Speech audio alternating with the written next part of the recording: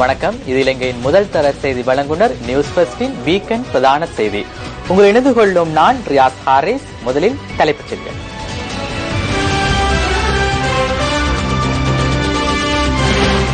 அநீதிகளிலிருந்து நாட்டை மீட்க சட்டத்தை கடுமையாக செயற்படுத்துவதாக ஜனாதிபதி தெரிவிப்பு. பொது தேர்தலுக்கு தயார் என்கின்றார் பிரதமர். 1000 ரூபாய் நாள் சம்பளமாக கூறி தோட்ட தொழிலாளர்கள் மலையகத்தில் பல்வேறு பகுதிகளிலும் ஆர்ப்பாட்டம். முன்னாள் ஜனாதிபதியின் மனைவியிடம் மேற்கொள்ளப்பட்ட விசாரணை தொடர்பில் மக்கள் விடுதலை முன்னணி கேள்வி. முன்னாள் ஜனாதிபதிக்கு அமைச்சர் ரிஷாட் புகழாரம். சர்வதேச கால்பந்தாட்ட சம்மேளனத்தில் $10 மில்லியன் மோசடி என BBC தகவல்.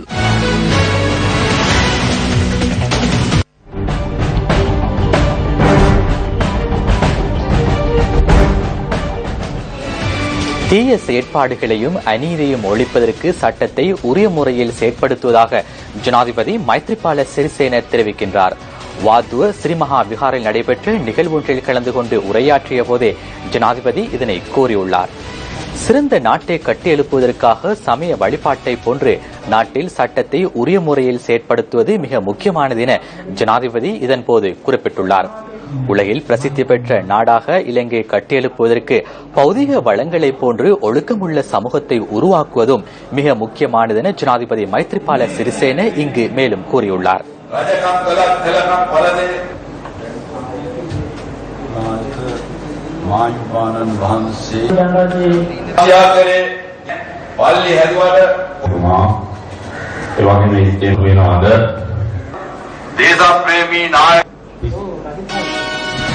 மக்கள் ஆணையின் பிரகாரமே தான் பிரதமராகியுள்ளதாக பிரதமர் ரணில் விக்ரமசிங்க தெரிவித்துள்ளார். கல்கம பிரதேசத்தில் இடம்பெற்ற நிகழ்வொன்றில் கலந்து கொண்டு உரையாற்றும் போதே அவர் இதனை தெரிவித்தார். பிரதமர் ரணில் விக்ரமசிங்க தலைமையில் ஐக்கிய தேசிய கட்சியின் கல்கம இளைஞர் அணி கூட்டம் இன்று இடம்பெற்றது.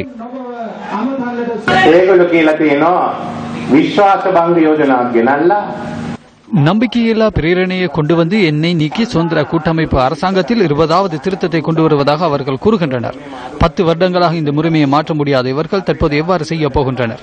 100 நாள் வேலை திட்டத்தில் ஜனாதிபதியாக மைத்ரிபால சிறிசேனவையும் ரணில் விக்ரமசிங்கவை பிரதமராக்குவதாகவும் நாங்கள் கூறினோம். அந்த ஆணையில் நான் வந்துள்ளேன். என்னை வேண்டாம் என்றால் பொதுமக்களின் தீர்மானத்திற்காக பொது தேர்தலை நடத்துவோம் என நான் தொடர்ந்தும் கூறுகின்றேன். மக்களின் ஒத்துழைப்பு இருக்குமாயின் தேர்தலுக்கு செல்லுங்கள். நான் தேர்தலுக்கு செல்ல தயார். பாராளுமன்றத்தை கலைக்க வேண்டும் என்ற நிலைப்பாட்டிலேயே நாம் உள்ளோம். பாராளுமன்றத்தை கலைக்க யோசனை முன்வையுங்கள். நாங்கள் தேர்தலுக்கு தயார். தற்போதைய அரசாங்கம் முன்னெடுக்கும் போலி பிரச்சாரங்கள், மோசடிகள் மற்றும் அரசியல் எதிரிகளுக்கு எதிரான செயற்பாடுகள் ஆகியன பிரதமருக்கு எதிராக முன்வைக்கப்பட்டுள்ள நம்பிக்கையில்லா பிரேரணைக்கு காரணம் என முன்னாள் ஜனாதிபதி மஹிந்த ராஜபக்ச தெரிவிக்கின்றார். வெஸ்ட்மினிஸ்டர் பாராளுமன்ற முறையின் கீழ் அதிகளவிலான பாராளுமன்ற உறுப்பினர்கள் கைச்சாத்திட்டுள்ள முதலாவது நம்பிக்கையில்லா பிரேரணை இதுவாக இருக்க முடியும் என அவர் விடுத்துள்ள அறிக்கையில் தெரிவிக்கப்பட்டுள்ளது. பாராளுமன்ற உறுப்பினர்களில் அரை பகுதியினர் தாம் பிரதமருக்கு எதிரான நம்பிக்கையில்லா பிரேரணையில் பிரதமருக்கு எதிரான நம்பிக்கையில்லா பிரேரணையில் தற்போது கைச்சாத்திட்டுள்ளதோடு இந்த நிலைமையை கண்டு தாம் புதுமை அடையவில்லை எனவும் மஹிந்த ராஜபக்ச குறிப்பிட்டுள்ளார். அரசாங்கத்தின் நியாயமற்ற செயற்பாடுகளை நேரடியாக தான் அனுபவிப்பதனால் அந்த நிலைமையினை தாம் உணர்வதாகவும் அவர் விடுத்துள்ள அறிக்கையில் குறிப்பிடப்பட்டுள்ளது. நெடுஞ்சாலை அமைச்சு கடனுக்கு பெற்றுள்ள 28 பில்லியன் ரூபாவை வீதிகளை அமைப்பதற்கு பயன்படுத்தாது ஹெலிகாப்டர்களில் பயணிப்பதற்கும் அன்னதானம் வழங்குவதற்கும் தாம் அதனை பயன்படுத்தியதாக பிரதமர் ஊடகவியலாளர் சந்திப்பொன்றில் தெரிவித்திருந்ததாக முன்னாள் ஜனாதிபதி தெரிவித்துள்ளார். தேசிய சேமிப்பு வங்கியினால் பெற்றுக் கொள்ளப்பட்ட இந்த குறுங்கால கடனை செலவிட்ட விதம் தொடர்பில் நெடுஞ்சாலை அமைச்சின் ஆவணங்கள் மூலம் தெளிவாக அறிந்து கொள்ள முடியும் எனவும் அவர் குறிப்பிட்டுள்ளார்.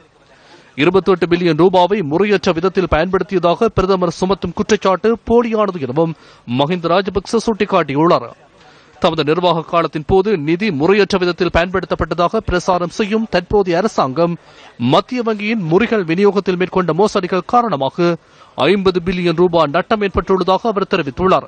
அத்துடன் அண்மையில் நிறுவப்பட்ட கஸ்டாபோ போன்ற போலீஸ் பிரிவின் ஊடாக அரசியல் எதிர்கருத்து உடையவர்களை சிறைச்சாலைக்கு அனுப்பும் திட்டம் ஒன்றில் தற்போதைய அரசாங்கம் ஈடுபட்டுள்ளதாகவும் முன்னாள் ஜனாதிபதி வெளியிட்டுள்ள அறிக்கையில் மேலும் தெரிவிக்கப்பட்டுள்ளது. செய்திகள் தொடர்கின்றன. குற்றச்செயல்களில் ஈடுபட்டவர்களுக்கு தண்டனை வழங்கும் செயற்பாடு தற்போது சீர்குலைந்துள்ளதாக மக்கள் விடுதலை முன்னணியின் தலைவர் அனுரகுமார் திசாநாயக்க தெரிவிக்கின்றார். இன்று இடம்பெற்ற ஊடக சந்திப்பிலேயே அவர் இதனை கூறினார். අග්‍රාමාත්‍ය රනිල් වික්‍රමසිංහ මහත්මයා ජනාධිපති මෛත්‍රීපාල සිරිසේන මහත්මයා තේරුම් ගත යුතු තිබෙනවා. பிரதமர் ரணில் விக்ரமசிங்கவும் ஜனாதிபதி மைத்ரிபால சிறிசேனவும் ஒரு விடயத்தை புரிந்து கொள்ள வேண்டும். அவர்களின் பின்புலத்தில் இருப்பது அரசியலமைப்பின் மூலம் கிடைத்த அதிகாரம் மாத்திரமல்ல, மக்கள் வழங்கிய வாக்குப்பலமும் அவர்களின் பின்புலத்தில் உள்ளது. ஜனவரி 8ஆம் தேதி மக்கள் எதிர்பார்த்த விடயங்களை நிறைவேற்றும் விடயங்களை பார்க்க வேண்டும். குற்ற செயல்களில் ஈடுபட்டவர்களுக்கு தண்டனை வழங்கும் செயற்பாடு தற்போது சீர்குலைந்துள்ளது. මහජනයා වෙත සතු කිරීම කියන ක්‍රියාවලිය සැලකිය යුතු ප්‍රමාණකින් අඩපණ பல்வேறு குற்றச்செயல்கள் தொடர்பில் முன்னெடுக்கப்படும் விசாரணைகள் தொடர்பிலும் மக்கள் விடுதலை முன்னணியின் தலைவர் கருத்து தெரிவித்தார். යම් පරීක්ෂණ මුළුමනින්ම ඉලක්ක වී තිබෙන්නේ පෙළගැසී තිබෙන්නේ අවසානයේ චූදිතයා බවට පත්විය හැකි වෙ තිබෙන්නේ. சில விசாரணைகளின் போது அந்த விசாரணைகளின் சூத்திரதாரிகள் ராஜபக்ச குடும்பத்தின் உறுப்பினர்களாகவே உள்ளனர். உதாரணத்திற்கு திவிநிகம விசாரணைகளின் போது இறுதியில் அது பெசில் ராஜபக்சவில் முடிவடைந்தது.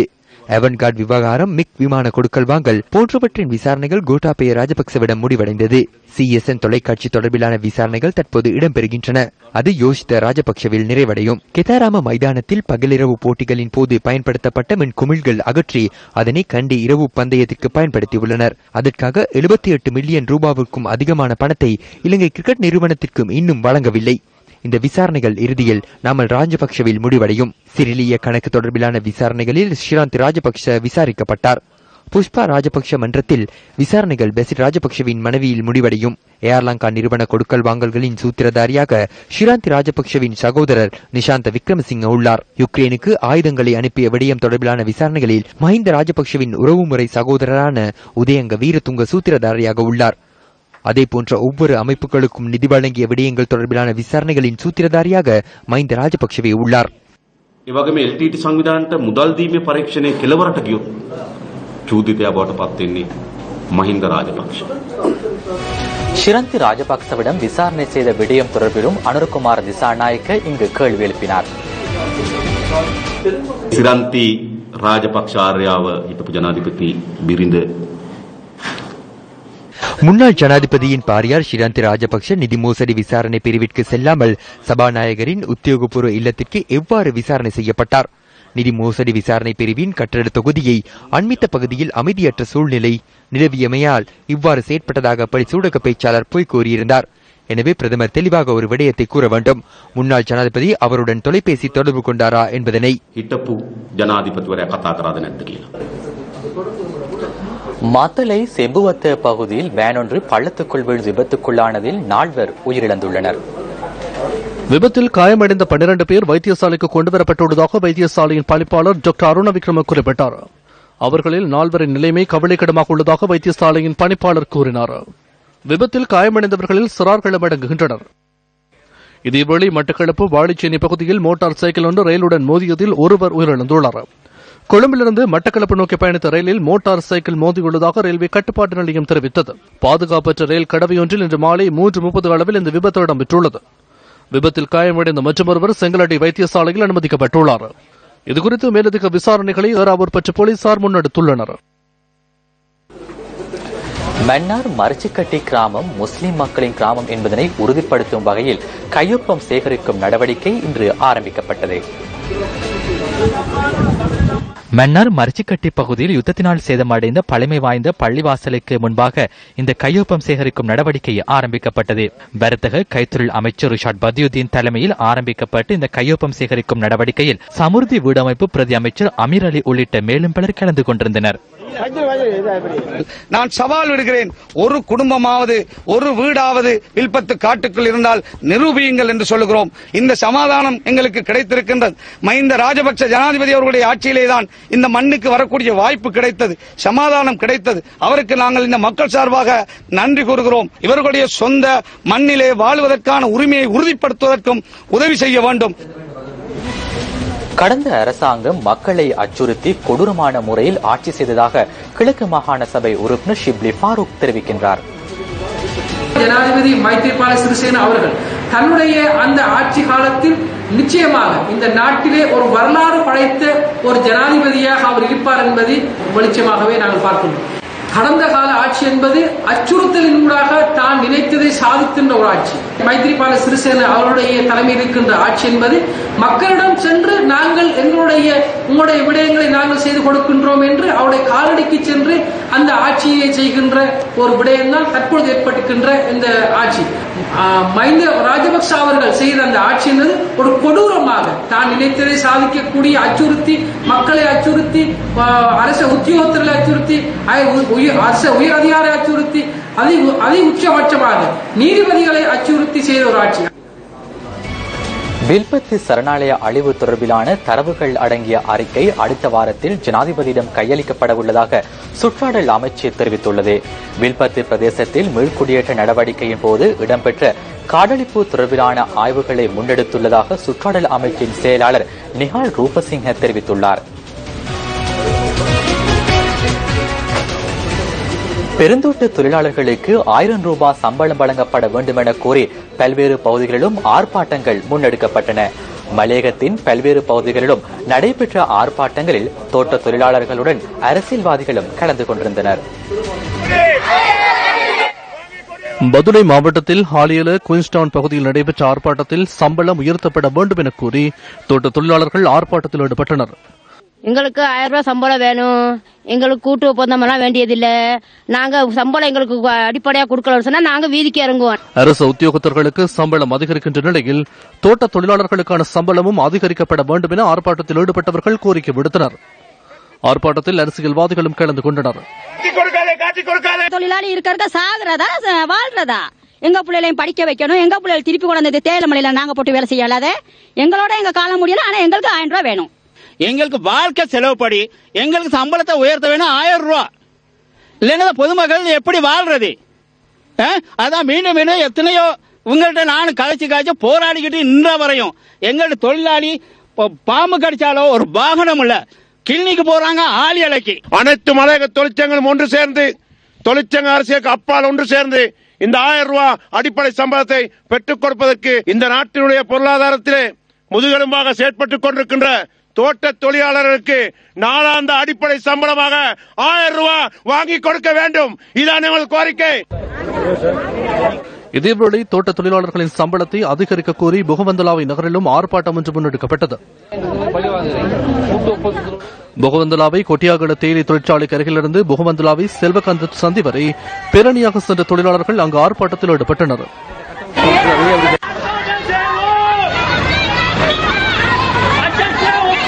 ஜனாதிபதிக்கு ஒரு வேண்டுகோள் இருக்கிறோம். இலங்கையில பொறுத்தவரை எத்தனையோ தொழில் செய்யறவங்க இருக்கிறாங்க. ஆனா அவங்களுக்கெல்லாம் போராட்டம் இல்லாம ஒரு சம்பளம் கிடைக்குது. ஆனா தோட்ட தொழிலாளிகள், மலையத்தில் உள்ள தோட்ட தொழிலாளர்கள் மட்டும்தான் ரோட்ல இறங்கி போராட்டம் செஞ்சு இல்ல உண்ணாவிரதம் இருந்து இதுக்கான சம்பளத்தை நாங்க பெற வேண்டிய சூழ்நிலையில நாங்க தள்ளப்பட்டிருக்கோம். நாங்கள் தோட்ட தொழிலாளர்கள் மாத்திரம் இந்த நாட்டிலே போராட்டம் செய்து சம்பளம் பெற வேண்டுமா? அரசு ஊழியர்களுக்கு எவ்வாறு சம்பளம் கொடுத்தார்கள் அதே போன்று தோட்ட தொழிலாளர்களுக்கும் நாள் சம்பளம் அடிப்படை சம்பளமாக 1000 ரூபாய் கொடுக்க வேண்டும்.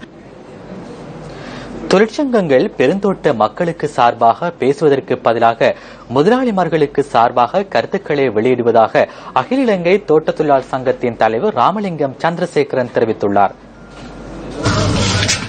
தோட்ட தொழிலாளர்களின் அடிப்படை சம்பளத்தை 800 ரூபாவாக அதிகரிக்க வேண்டும் என்ற கோரிக்கையை முன்வைத்து மக்களை தெளிவூட்டும் வகையில் துண்டு பிரசுரம் விநியோகிக்கும் திட்டம் ஒன்று ஹட்டன் நகரில் முன்னெடுக்கப்பட்டது. அகில இலங்கை தோட்ட தொழிலாளர் சங்கத்தினால் இந்த துண்டு பிரசுரங்கள் விநியோகிக்கப்பட்டன. இலங்கையில் இருக்கின்ற தோட்ட தொழிலாளர்கள் என்பது உலகத்தில் கூடுதலான சம்பளம் பெறுகின்ற நபர்கள். அதனால் இவர்களுக்கு சம்பளத்தை அதிகரிக்க முடியாது என்ற கூற்றை அவர்கள் முன்வைக்கின்றார்கள். அதாவது தோட்ட முதலாளிமார் சம்மேளனத்துக்கு நாங்கள் கூறுகின்றோம், நீங்கள் உங்களால் வரிக்கப்படுகின்ற தர்க்கம் தவறானது, அதை ஏற்றுக்கொள்ள முடியாது. தோட்ட தொழிலாளர்கள் கஷ்டத்தில் இருக்கின்றார். இந்த தொழிற்சங்கங்களும் தோட்ட தொழிலாளர்களுக்காக பேசுவதற்கு பதிலாக தோட்ட முதலாளிமார்களை பிரதிநிதித்துவம் செய்வதாக எங்களுக்கு தெரிய வருகின்றது. நாள் சம்பளத்தை, அடிப்படை சம்பளத்தை 800 ரூபாயாக அதிகரிக்கப்பட வேண்டும் என்பதே அகில இலங்கை தோட்ட தொழிலாளர் சங்கத்தின் கோரிக்கை. கொட்டகலை லொக்கில் தோட்ட உதயசூரியன் விளையாட்டுக் கழகத்தின் 35வது வருட பூர்த்தியை முன்னிட்டு விளையாட்டு நிகழ்வுகள் ஏற்பாடு செய்யப்பட்டிருந்தன. இதனை முன்னிட்டு லொக்கில் தோட்ட மைதானத்தில் விளையாட்டு போட்டியொன்றும் நடைபெற்றது. சிறப்பாக இருக்கும் 3 கழகங்களுக்கு இடையில் இன்று நடைபெற்ற கால்பந்தாட்ட போட்டியில் கொட்டகலை தமிழ் மகா வித்தியாலயம் வெற்றி பெற்றது. லொக்கில் தோட்ட மைதானத்தில் நடைபெற்ற இந்த நிகழ்வில் இலங்கை தொழிலாளர் காங்கிரசின் பொதுச் செயலாளர் ஆறுமுகன் தொண்டமான், மத்திய மாகாண கல்வி அமைச்சர் ராம் உள்ளிட்ட பலர் கலந்து கொண்டனர். வெற்றி பெற்ற அணிகளுக்கு பாராளுமன்ற உறுப்பினர் ஆறுமுகன் தொண்டமான் வெற்றி கிண்ணங்களை பரிசளித்தார். லிந்துலை ஊவாக்களை கீழ்பிரிவு தோட்டத்தில் உள்ள ஸ்ரீ முத்துமாரி அம்மன் ஆலயத்தின் நகைகளும் பணமும் கொள்ளையிடப்பட்டுள்ளன. கோயில் கதவில் இருந்த பூட்டை உடைத்து உள்ளே சென்றவர்கள் அம்பாளுக்கு அணிவிக்கப்பட்டிருந்த நகைகளையும் உண்டியலில் இருந்த பணத்தையும் கொள்ளையிட்டுள்ளதாக ஆலய நிர்வாகத்தினர் தெரிவிக்கின்றனர். ஊவாகல கீழ்பிரிவு தோட்ட ஆலயத்தில் இடம்பெற்ற கொள்ளை சம்பவம் தொடர்பில் தமக்கு கிடைத்த தகவலுக்கு அமைய லிந்துலை போலீசார் குறித்த ஆலயத்திற்கு சென்று விசாரணைகளை ஆரம்பித்துள்ளதாக போலீஸ் ஊடகப் பிரிவு தெரிவித்தது. நல்லிணக்கத்தின் செய்தியுடன் வடக்கில் பயணத்தை ஆரம்பித்த தேசத்தை ஒன்றிணைக்கும் ஒற்றுமை பயணத்தின் வாகன தொடரணி இன்று 93வது நகரமான பேருவலையை அண்மித்தது. பயணத்தின் 31வது நாளான இன்று பலப்பீட்டியிலிருந்து பயணம் ஆரம்பமானது.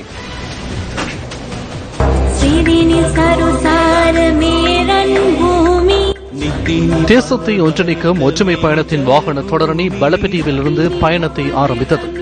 பொதுமக்களின் அமோக வரவேற்புக்கு மத்தியில் இன்றைய ஆரம்ப நிகழ்வு இடம்பெற்றது.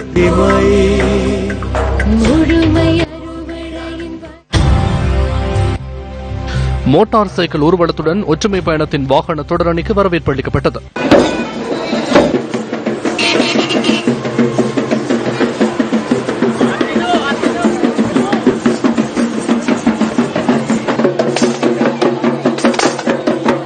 தேசிய ஒற்றுமைக்கான பயணத்தில் பலப்பீட்டிய மக்கள் கரம் கோர்த்தனர். சர்வமத வழிபாடுகளின் பின்னர் பல்வேறு கலை நிகழ்வுகளும் இடம்பெற்றன. நல்லிணக்கத்தின் ஊடாக அபிவிருத்திக்கு செல்லும் பயணத்திற்கு வலு சேர்த்து பலப்பீட்டிய மக்கள் தமது நகரின் பெயரை பதிவு செய்தனர்.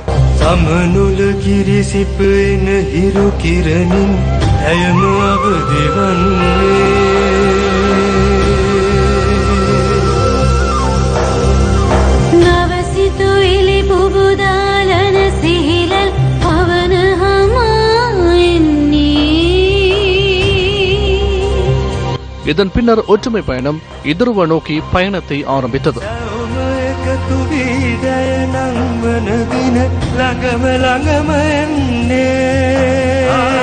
பொதுமக்கள் வீதியின் இரு மரங்கிலும் இருந்து ஒற்றுமை பயணத்தை வரவேற்றனர். எதிர்வுவில் இடம்பெற்ற நிகழ்வில் வரையறுக்கப்பட்ட கேபிட்டல் மகாராஜா நிறுவனத்தின் மனிதவள குழும பணிப்பாளர் சுரங்க ஜாலத் மற்றும் குழும பணிப்பாளர் லியோனி செனவிரத்ன உட்பட நிறைவேற்ற அதிகாரிகள் பலர் கலந்து கொண்டனர். கேபிட்டல் மகாராஜா நிறுவனத்தின் கீழுள்ள சக்தி, சிரச மற்றும் நியூஸ் பஸ்ட் ஊடக வலையமைப்பு நாட்டில் சமாதானத்திற்காக பாரிய பங்களிப்புடன் செயற்பட்டுள்ளன. அதில் மற்றும் ஒரு அங்கமே இது. அது மாத்திரமல்ல, சுனாமி போன்ற பல்வேறு அனர்த்தங்களின் போது நாட்டு மக்களுக்காக எமது ஊடக வலையமைப்பு பங்களிப்புடன் செயற்பட்டுள்ளது.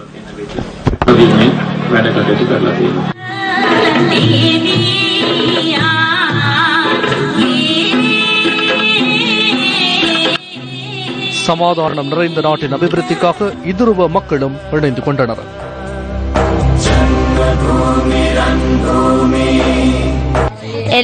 எதிர்காலத்துல நாங்க எல்லா சமூகத்தோடையும் சேர்ந்து ஒத்துமையா வாழணும்னு நினைச்சு எங்களுடைய நாடு, எங்களுடைய தாய்நாடு ஸ்ரீலங்கா தான். ஸ்ரீலங்காவே தான் எங்களுடைய தாய்நாடு இருக்க வேண்டும் என்பது 3 சமூகத்தின் இனத்தவர்களின் விருப்பமாக மட்டுமல்ல, முஸ்லிம் சமூகத்தின் விருப்பமாகவும் இருக்கின்றது.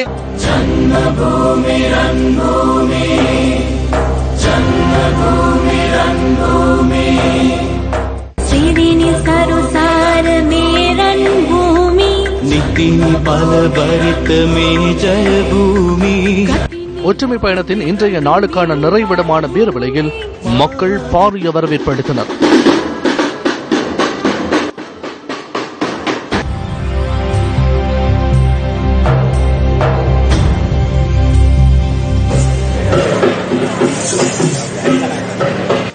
பேருவழி மக்கள் தமது நகரின் பெயரையும் ஒற்றுமை பயணத்தின் வாகன தொடரணியில் பதிவு செய்தனர். சிறுசு சக்தி, நியூஸ் போஸ்ட், கொழும்பு துறைமுக நகர் மற்றும் தேசிய இளைஞர் சேவைகள் மன்றம் ஆகியன இணைந்து முன்னெடுக்கும் ஒற்றுமை பயணத்தின் 32வது நாளான நாளை கடுத்துறையை அண்மிக்க உள்ளது. நாளை முற்பகல் 9 மணிக்கு கடுத்துறைக்கும் 11 மணிக்கு வாத்துவைக்கும் ஒற்றுமை பயணம் பயணிக்க உள்ளது. பிற்பகல் 2 மணிக்கு பாணந்துறையில் நாளைய நாளுக்கான பயணத்தை வாகன தொடரணி நிறைவு செய்ய உள்ளது. பிரதி நீதி அமைச்சர் சட்டத்தரணி சுஜீவ சேனசிங்கவின் தந்தையான சிரேஷ்ட சட்டத்தரணி ஸ்டான்லி சேனசிங்க இன்று அதிகாலை காலமானார். கண்டி நீதிமன்றத்தின் சிரேஷ்ட சட்டத்தரணியான சேனசிங்க சில காலம் கண்டி பதில் நீதவானாகவும் செயற்பட்டார். காலஞ்சென்ற ஸ்டான்லி சேனசிங்கவின் பூதவுடல் இன்று மாலை அஸ்கிரியில் அமைந்துள்ள அன்னாரின் வீட்டுக்கு கொண்டு செல்லப்பட்டது. கண்டி பொது வைத்தியசாலையில் சிகிச்சை பெற்று வந்த நிலையில் தனது 77வது வயதில் ஸ்டான்லி சேனசிங்க காலமானார். 1938ஆம் ஆண்டு மார்ச் மாதம் 21ஆம் தேதி பிறந்த ஸ்டான்லி சேனசிங்க பிரதனை மற்றும் கொழும்பு பல்கலைக்கழகங்களின் பட்டதாரியாவார். ஓய்வு பெற்ற விரிவுரையாளரான உபமாலிகா சேனசிங்கவின் கணவரான அன்னார் 3 பிள்ளைகளின் தந்தையாவார். விசேட வைத்தியர் நாமல் சேனசிங்க, கணக்காய்வாளர் சமிந்த சேனசிங்க மற்றும் பிரதி நீதி அமைச்சர் சட்டத்தரணி சுஜீவ சேனசிங்க ஆகியோர் அன்னாரது புதல்வர்களாவர். ஸ்டான்லி சேனசிங்கவின் இறுதிக் கிரியைகள் எதிர்வரும் புதன்கிழமை இடம்பெறவுள்ளன. அனைவரினதும் அன்பை பெற்றுக் கொண்டுள்ள கிட்ஸ் ஃபெஸ்டின் பென்சன் செல்லப்பிராணிக்கு இன்று மற்றொரு வெற்றி கிடைத்துள்ளது. செல்லப்பிராணிகளுக்கான ஸ்ரீலங்கா கனல் சங்கத்தின் 84வது வருடாந்த கண்காட்சியிலேயே இந்த வெற்றி கிடைத்துள்ளது.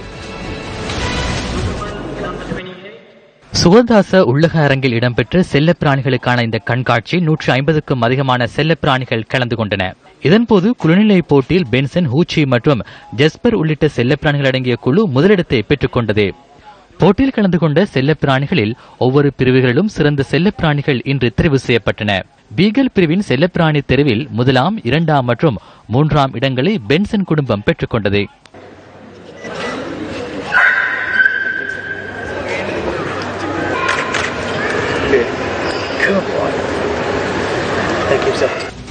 நம்பிக்கையில்லா பிரேரணை எதிர்வரும் தேர்தல் மற்றும் பாராளுமன்றத்தை கலைப்பது தொடர்பில் அரசியல் மேடைகளில் தெரிவிக்கப்பட்ட சில கருத்துக்கள் அடுத்து. நம்பிக்கையில்லா பிரேரணை சூதாட்டத்தின் ஊடாக குழப்பம் அடைந்துள்ள எதிர்க்கட்சி இவ்வாறேனும் அமைச்சு பதவிகளை பெற்றுக் கொள்ள முற்படுகின்றது. ஏனெனில் மனைவிகளுக்கு கிடைத்துள்ள உத்தியோகபூர்வ வாகனம் இல்லாமல் போயுள்ளது. மக்களுக்கு தெரியும் இவர்கள் எதற்காக செயற்படுகின்றார்கள் என்று. இந்த நம்பிக்கையில்லா பிரேரணை முன்வைப்பது எதிர்க்கட்சியிலிருந்து அமைச்சர்கள் குடும்ப ஆட்சியை தக்க வைத்துக் கொள்வதற்கும் தரகு பணத்திற்காகவுமே இவ்வாறு செயற்படுகின்றனர். சூறையாடும் ஆட்சியை மீண்டும் கொண்டு வருவதற்கே இவர்கள் நம்பிக்கையில்லா பிரேரணை சூதாட்டத்தை முன்வைத்துள்ளனர்.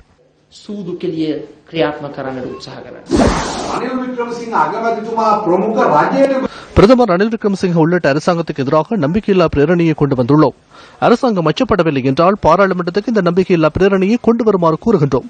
விவாதம் நடத்தி வாக்குகளை பெறுங்கள், பெரும்பான்மையான உறுப்பினர்கள் உறுதிப்படுத்துவார்கள் என்ற நம்பிக்கை இல்லை என்று. இந்த அரசாங்கத்தை கொண்டு செல்ல முடியாது. இது புதுமையான அரசாங்கம். இது முன்னெடுக்க முடியாவிட்டால் கலைத்து விடுங்கள். நாங்கள் தேர்தலுக்கு தயார்.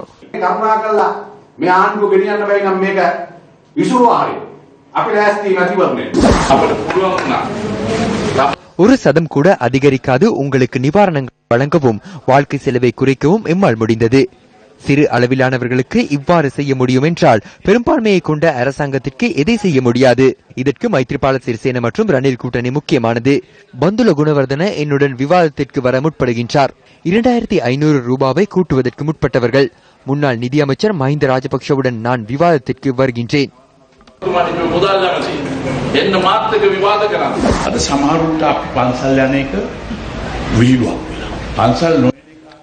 நாங்கள் இன்று விஹாரைக்கு செல்வது சிலருக்கு நகைச்சுவையாக உள்ளது. விஹாரைக்கு செல்லாதவர் விஹாரைக்கு செல்வோரை வித்தியாசமாக பார்ப்பார்கள். நான் அறிந்த நாளிலிருந்து விஹாரைக்கு செல்கின்றேன். தோல்வி அடைந்தமையினால் விஹாரைக்கு செல்லவில்லை. வெற்றி பெற்ற போதும் விஹாரைக்கு சென்றேன். அந்த தொடர்பு நம்மிடம் உள்ளது.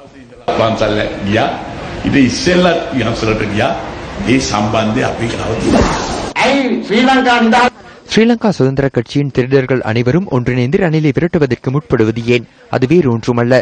ரணில் விக்ரமசிங்க மற்றும் மைத்ரிபால சிறிசேன கூட்டணி முன்னோக்கி சென்றால் அரசாங்கத்தை ஒருபோதும் வீழ்த்த முடியாது. நம்பிக்கையில்லா பிரேரணையை கொண்டு வந்து ரணில் விக்ரமசிங்கவை தோல்வியடைய செய்து ஆட்சியை கைப்பற்ற இவர்கள் முற்படுகின்றனர்.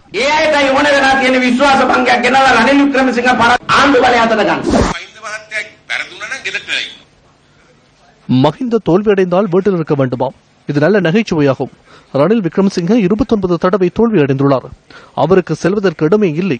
இந்த முறையும் மக்களின் வாக்குகளால் நியமிக்கப்படவில்லை. நம்பிக்கையில்லா பிரேரணையில் தோல்வியடைய செய்து நிமல் சிறிபால டிசில்வாவை பிரதமராக்குமாறு ஸ்ரீலங்கா சுதந்திர கட்சியில் நாம் கூறினோம். அதன் பின்னர் பெரும்பான்மையுடன் 20வது திருத்தத்தை நிறைவேற்ற முடியும்.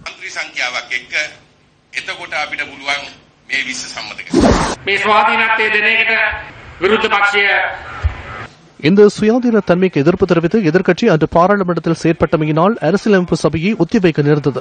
இவ்வாறான தடைகளுக்கு மத்தியில் தான் புதிய அரசாங்கம் செயற்படுகின்றது. இன்று அரசாங்கத்துக்கு எதிராக நம்பிக்கையில்லா பிரேரணை கொண்டு வரப்பட்டுள்ளது. இதற்கு அஞ்சப் போவதில்லை என அவர்களுக்கு கூற விரும்புகின்றோம். பாராளுமன்றத்தில் நம்பிக்கையில்லா பிரேரணையை வெற்றிகரமாக எதிர்கொள்ள நாம் தயார்.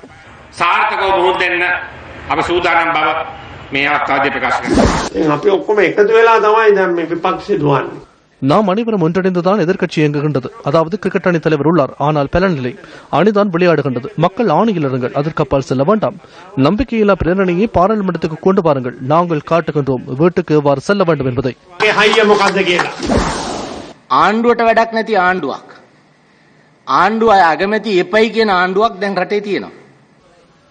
அரசாங்கத்துக்கு பலனற்ற அரசாங்கம், பிரதமர் வேண்டாம் என கூறும் அரசாங்கமே நாட்டில் உள்ளது. அரசாங்கத்தில் பிரதமரை நீக்குவதற்கு நம்பிக்கையில்லா பிரேரணையை கொண்டு வருவார்களாயின் அவர்களுக்கு மனநலம் பாதிக்கப்பட்டிருக்க வேண்டும்.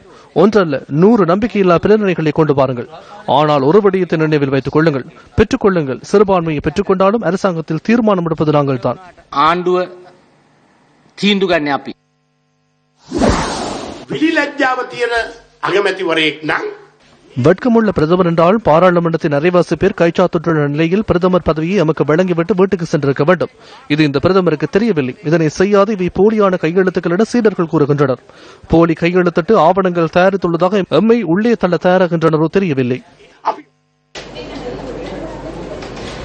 நீங்கள் காண்பதை நீங்களே தெரிவுங்கள் எனும் தொனிப்பொருளை கொண்ட யூ ரிப்போர்ட்டர் எண்ணக்கருவி 41வது செயலமர்வு இன்று மாத்தளையில் இடம்பெற்றது. மக்களே செய்தி வழங்கும் நியூஸ் ஃபர்ஸ்டின் யூ ரிப்போர்ட்டர் செய்தித்திட்டத்தின் மாத்தளை மாவட்டத்திற்கான 41வது பிராந்திய செயலமர்வு இன்று மாத்தளை நகர மண்டபத்தில் நடைபெற்றது. யூ ரிப்போர்ட்டர் எண்ணக்கரு தொடர்பிலும் யூ ரிப்போர்ட்டர்களின் முக்கியத்துவம் குறித்தும் நியூஸ் ஃபர்ஸ்டின் அலுவலக செய்தியாளர்களால் இதன்போது விளக்கமளிக்கப்பட்டது. இதனூடாக புதிய யூ ரிப்போர்ட்டர்களுக்கான பதிவும் இடம்பெற்றது. தொடர்வது விளையாட்டுச் செய்தி. சர்வதேச கால்பந்தாட்ட சம்மேளனத்தின் முன்னாள் உப தலைவரான ஜாக் வார்னர் நிர்வகித்த வங்கிக் கணக்கில் மோசடி இடம்பெற்றுள்ளதென குற்றம் சாட்டப்பட்டுள்ளது. சர்வதேச கால்பந்தாட்ட சம்மேளனத்தினால் வழங்கப்பட்ட சுமார் 10 மில்லியன் அமெரிக்க டாலர்கள் மோசடி செய்யப்பட்டுள்ளதாக பிபிசி மேற்கொண்ட புலனாய்வில் கண்டறியப்பட்டுள்ளது.